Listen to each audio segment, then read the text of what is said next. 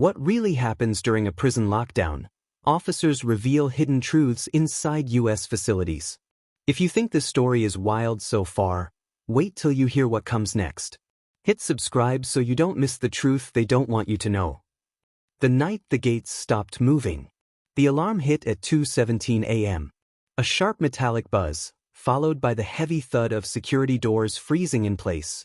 Every gate, every lock, every steel barrier clamping shut at the same time.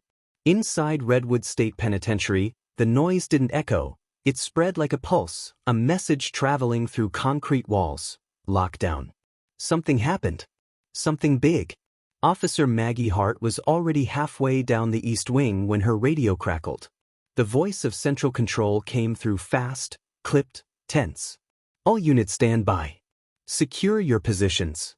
No movement until further command.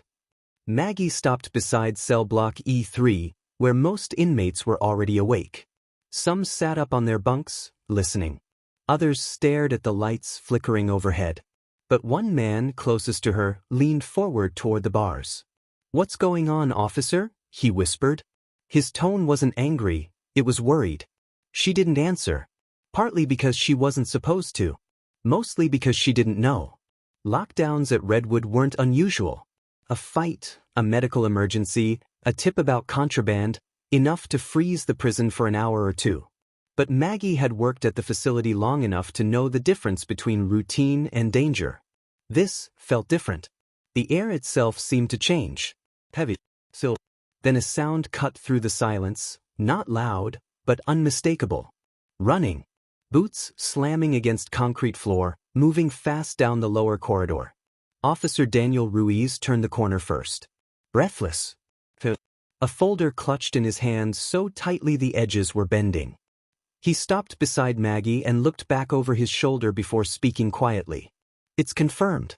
They found something in A block." "What kind of something?" she asked. Ruiz swallowed. "A note." Notes weren't unusual either. Inmates wrote things down all the time. Messages to each other, complaints, warnings that rarely led anywhere. But the look in Ruiz's eyes told her this wasn't a message passed through a vent or slipped under a door. This one mattered. "What did it say?" she pressed. He hesitated, glancing at the cells around them. Then he lowered his voice. "It says a major incident is planned," he murmured. "Tonight." The words hit Maggie like cold air. "Planned by who?" "They don't know yet," Ruiz answered. "It wasn't signed. It was left under the door of the duty sergeant's office. Not shoved, placed. Like someone wanted it to be found. A warning. Or a trap." Before Maggie could respond, the overhead lights snapped to bright white, full alert mode. Seconds later, the intercom boomed. "All staff to emergency stations. All staff. This is not a drill." The inmates now looked genuinely afraid. Maggie locked eyes with one of them, an older man who'd survived more lockdowns than she could count.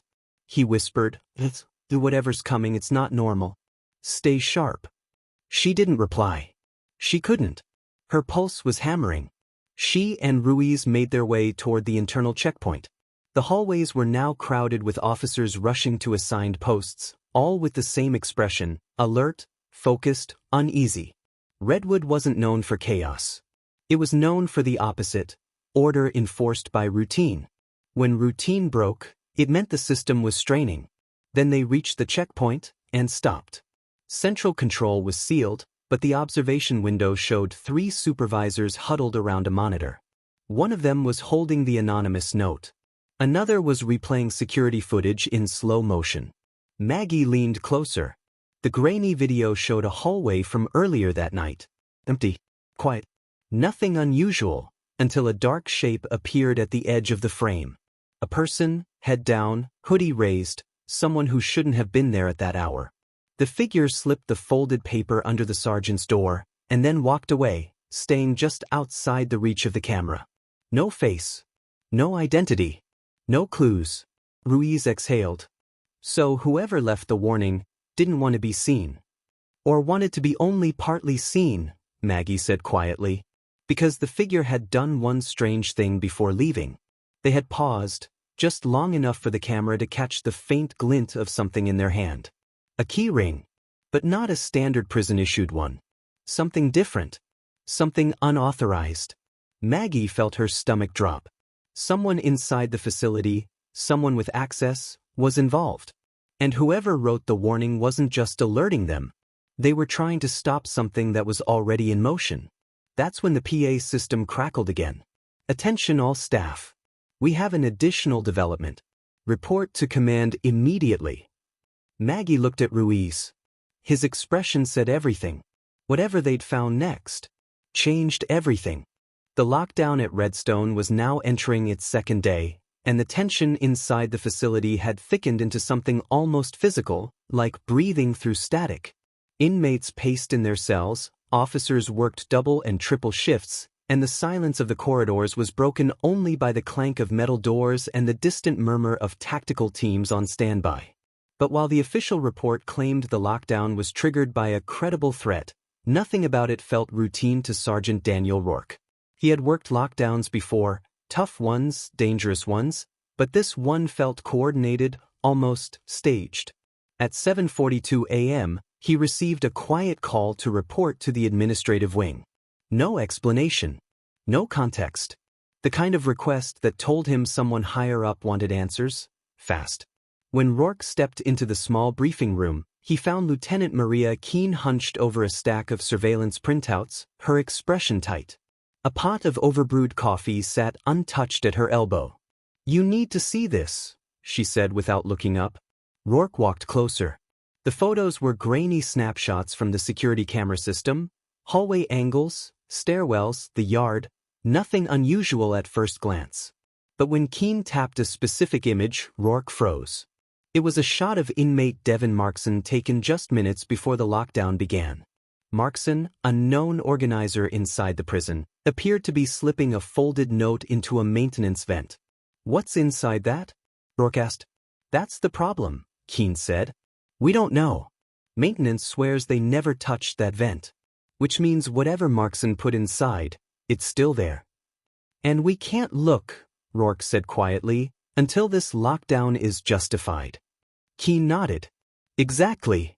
Rourke leaned against the table, staring at the image. Markson wasn't reckless. If he hid something, it mattered. But why now? Before Rourke could dig deeper, a knock hit the door.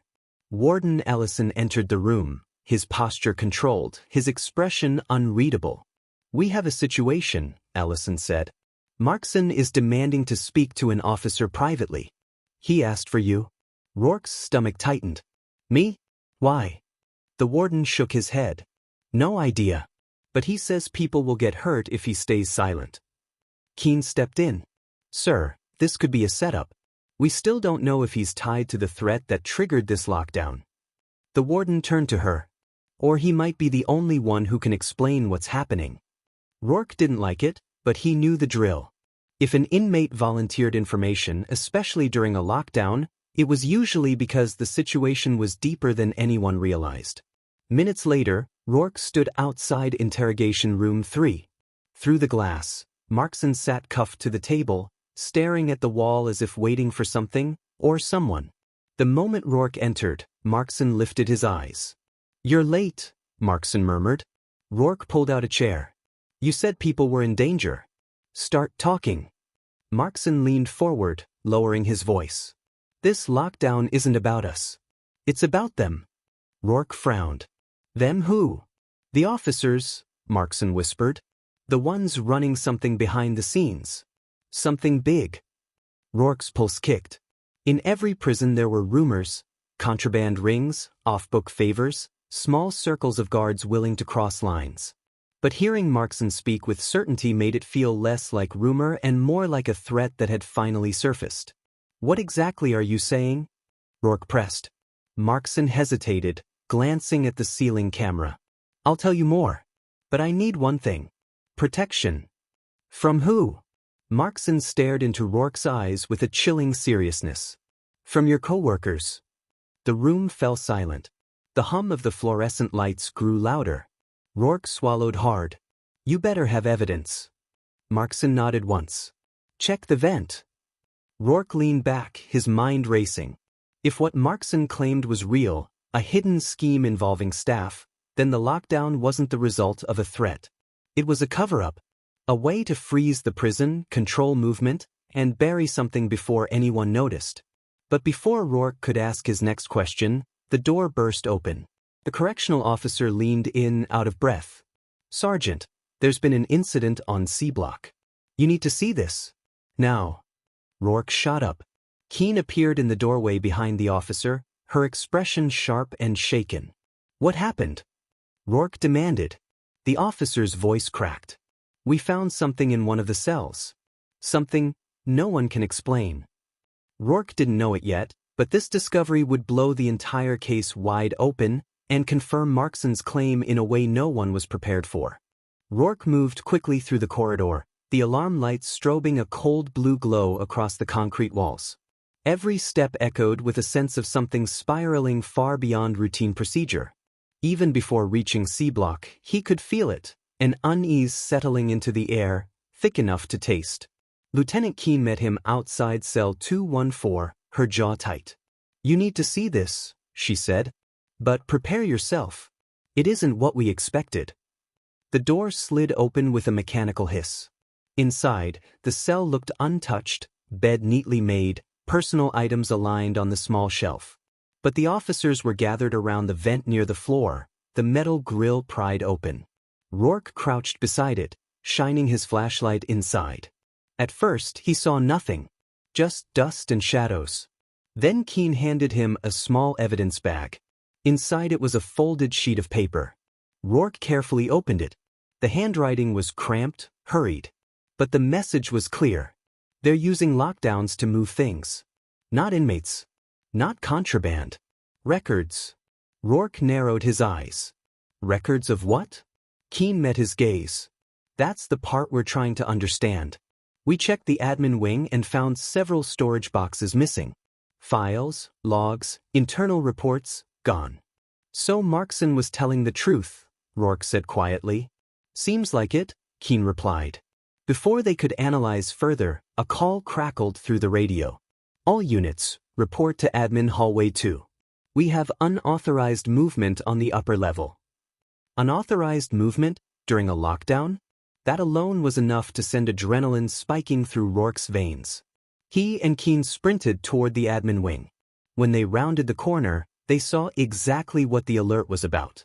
Warden Ellison stood outside the records office holding a secure storage box. Another officer, Hale, one of the senior staff, was beside him, pointing toward the hallway as if urging the warden to move faster. But the moment Ellison spotted Rourke and Keene, his expression froze. "Sergeant," Ellison said stiffly, "this area is restricted right now." Rourke stared at the box in his hands. "Why are you moving files during a lockdown?" Hale stepped forward. "That's not your concern." Keene's tone sharpened. "It is when inmates know more about what's happening than the staff." Ellison's grip tightened on the box, his voice lowering. "Some matters require discretion." Rourke took a slow step closer. "Well, what's in that box?" Ellison didn't answer. Instead, he and Hale exchanged a look, a silent calculation. Then Hale reached for his radio. But he never got the chance to speak into it, because at that exact moment, a piercing alarm erupted overhead. The entire facility vibrated with the metallic groan of the security shutters locking into place. Keene's eyes widened. "That's the emergency seal." Someone triggered a full administrative lock. Rourke realized what was happening. Someone was trying to isolate the entire wing. Someone who didn't want those files leaving the room. Ellison's cautious facade finally cracked. "We need to clear this hallway," he said. "Now." But Rourke had already made up his mind. "No," he said firmly. "We're opening that box." Hale took a step forward. "You don't have the authority." Keene cut him off. "He does if the security of the facility is compromised." Ellison stood motionless, jaw clenched, weighing the consequences. Then, slowly, he lowered the box onto a nearby table. Rourke opened it. Inside were dozens of reports, incident logs, staff rosters, disciplinary notes. But one detail stood out immediately. Many of the forms had been edited recently. Some had entire sections blacked out. Others had pages removed altogether. Keen sifted through them. Why hide these? Rourke found the answer in a thin folder at the bottom of the box. Because they reveal staffing shortages, reports of missed checks, ignored inmate complaints. He flipped another page. And documented warnings from officers about rising tension weeks before this lockdown. Keen shook her head. They knew. They knew something was coming and they did nothing. Ellison exhaled slowly, the fight draining from his posture.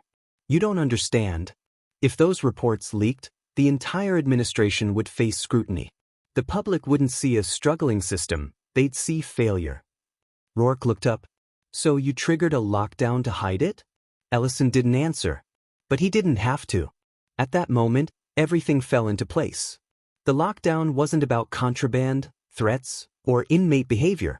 It was about optics. Protecting reputations. Covering years of mismanagement. Before Rourke could process it further, a voice echoed from behind them. You finally found it. It was Markson. 2 officers held him in restraints, having escorted him for follow-up questioning. His expression was strangely calm, almost satisfied. I told you, Markson said. Lockdowns show what's really happening, not with us, but with the people in charge. Rourke stepped toward him. Why come forward now? Markson shrugged lightly. Because when the system cracks, someone has to say something. For the first time all day, the prison felt silent. Heavy. Exposed. Keen looked at Rourke. What do we do now? Rourke closed the box. We tell the truth. The lockdown lifted 6 hours later. The public report was brief, controlled, and, predictably, vague. But the internal investigation that followed was not. Policies were reviewed, oversight tightened, and several administrative staff members quietly stepped down. Still, rumors persisted about what had really happened during those sealed-off hours. Whispers of boxes, missing records, and officers who dared to speak up. And though Redstone returned to its routine, nothing felt the same. Because once you've seen what a lockdown can hide, you never forget it. And anyone watching the story unfold would soon learn. If you think this case was intense, you're not ready for the next one. Hit subscribe, because the truths behind these walls only get darker.